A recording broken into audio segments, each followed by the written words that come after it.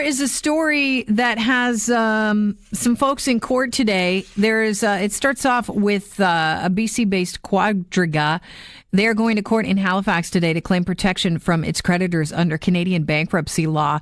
This is basically it's a Bitcoin bank, and the CEO, Gerard Cotton, he is reported by his wife to have passed away, taking the passwords with him into the great beyond. And they say that nearly $200 million in that bank has gone missing or is inaccessible, locked away in encrypted wallets. And if you're thinking to yourself, I have no idea how Bitcoin works or how cryptocurrency works, you're not alone. I'm not skilled and well-versed in that matter as well. David Gerard is, though. He joins us right now. He's author of Attack of the 50-Foot Blockchain.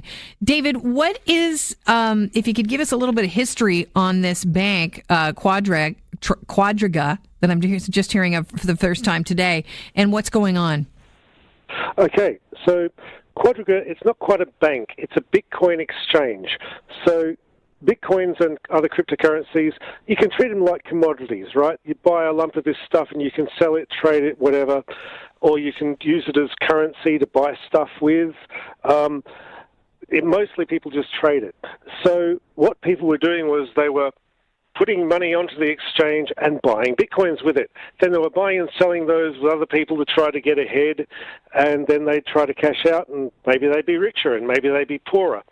So what happens was the whole cryptocurrency thing, it's really, basically what you have is the keys is like the password to, that says you have title to the Bitcoins. Okay. And this guy just had these on his laptop, and nobody can work out how to get into the laptop, if they even exist. There's people seriously questioning whether these Bitcoins actually existed. Because to get a little technical, the way it works is on a Bitcoin exchange, you have the hot wallet, which is the internet-connected computer that has the Bitcoins on it, and that way you can trade them and move them in and out. Mm-hmm. Then they shove them off to a cold wallet, which is not connected to the internet. That's like putting money in a big bank vault. Okay.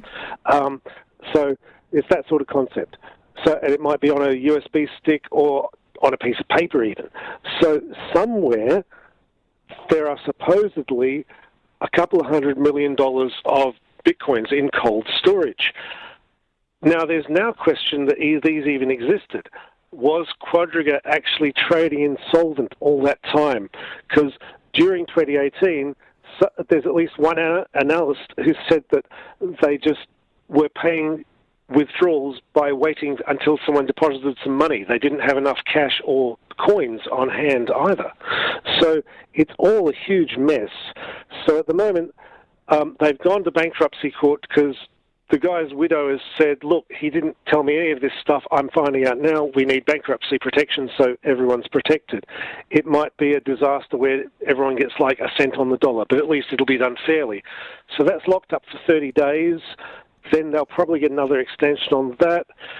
So this happens a lot in cryptocurrency. To be broad about it, it's amateur hour. Cryptocurrency, it's not like banks. Mm-hmm. It's not like proper financial systems. These are all built by amateurs. Quadriga was not an institution. It was literally one guy with a laptop and some servers on Amazon Web Services. That's ridiculous, you know. It's like running a major bank out your bedroom. So I would expect that there will be a lot more regulation on this soon, and that's good because there's a lot of people, they've been ripped off. They feel that there should be protections like bank guarantees and so on. And, of course, there's nothing. It's just gone. It's like the bad old days before we had bank guarantees, you know? Yeah, and it seems like there doesn't seem to be a lot of sympathy for people. People are saying they could have lost about $200 million in customers' assets. And, you know, they're just left hoping that they're going to get their money back and somehow they're going to be, you know, able to get into these cold wallets and get their vast sums of money back. But it seems like, you know, the government's not, you know, raising any alarm bells and people have no sympathy. Well, yeah, I mean, a lot of these people are very sort of, you can't regulate me, I am an independent, free individual, and I'm above regulation. And then when they lose their money, they go, could you help me, please? Right. So that's why there's a little less sympathy. I mean, but the people, frankly, they have been ripped off, and that is bad. And we should see what can be done, because ripping people off is bad. Whether it was a mistake, whether it was just a loss, a terrible calamity, or whether there was some shenanigans going on, I don't know. We need to investigate what actually happened. That will happen. But we also need a lot more regulation on cryptocurrency exchanges.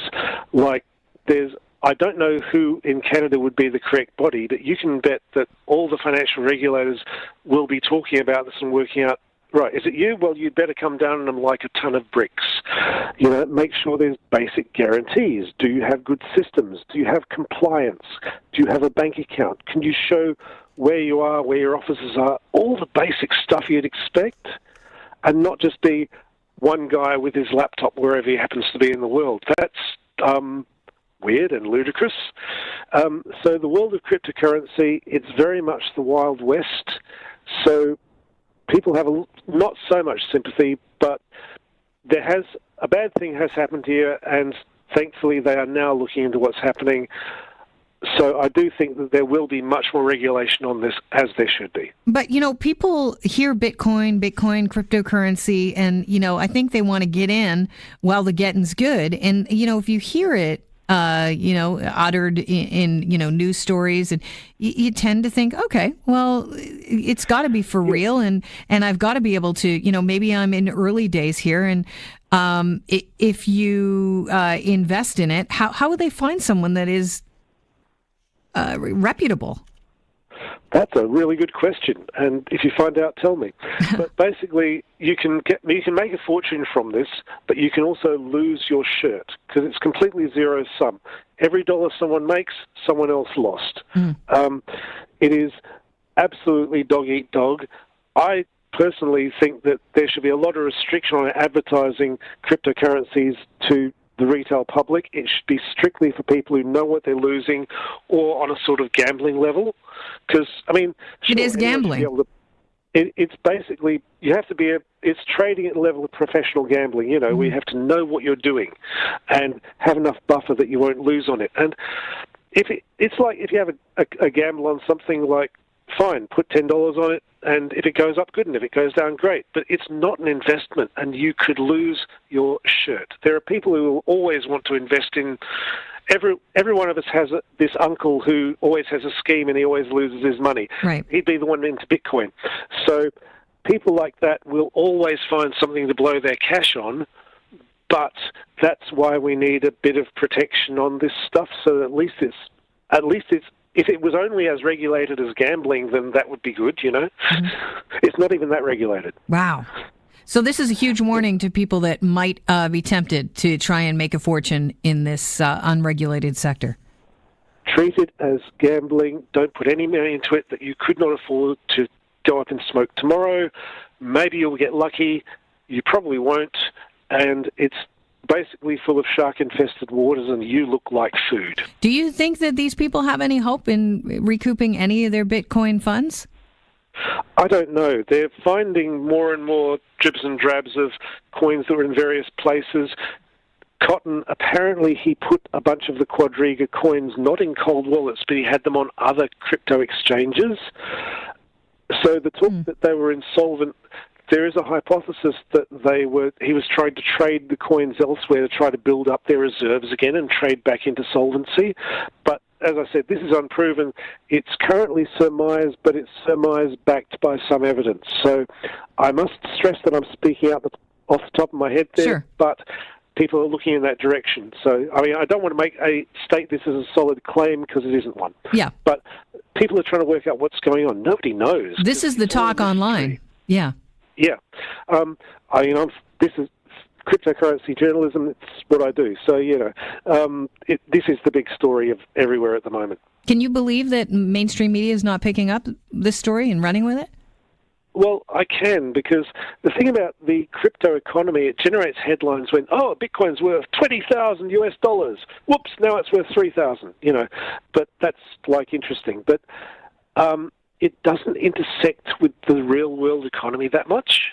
It's like there's all these crypto people, and they're all making money and ripping each other off, but it doesn't affect normal people that much unless they were foolish enough to buy into the bubble and lost their shirts.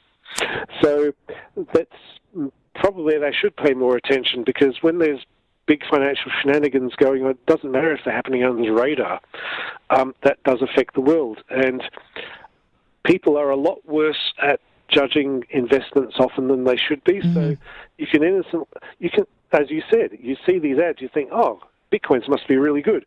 Well, no, they're not. You have to understand them or you will lose your shirt. Full stop. David, I really appreciate your time today. We'll keep your number on file just in case we have more stories relating to Bitcoin and cryptocurrency. Thanks so much. Thank you. Cheers. That's David Gerard. He's author of Attack of the 50-Foot Blockchain.